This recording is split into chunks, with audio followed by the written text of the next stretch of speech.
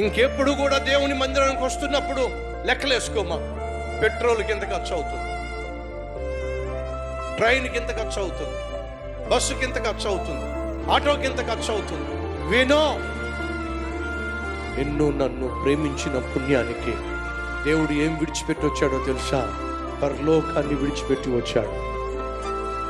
దేవునిగా ఉండే భాగ్యాన్ని విడిచిపెట్టి వచ్చాడు.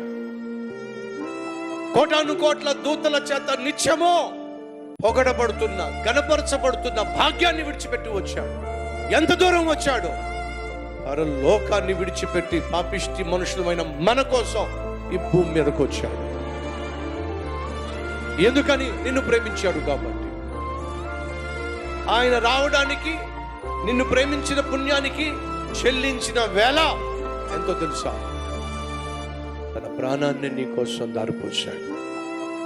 తన ప్రాణాన్ని నీ కోసం సిలువలో అప్పగించాడు. ఎంత వెల ఇచ్చే ఆయన ప్రాణాన్ని కొనగలరో ఒకసారి ఆలోచించాడు. ఈ సహోదరి సహోదరులో, దేవుని సన్నిధికి వస్తున్నప్పుడు దూరం గురించి మాట్లాడకండి. ఫోన్ చేసి, బ్రదర్ ఎందుకు రాలేకపోతున్నాం? దూరం అయిపోయింది బ్రదర్.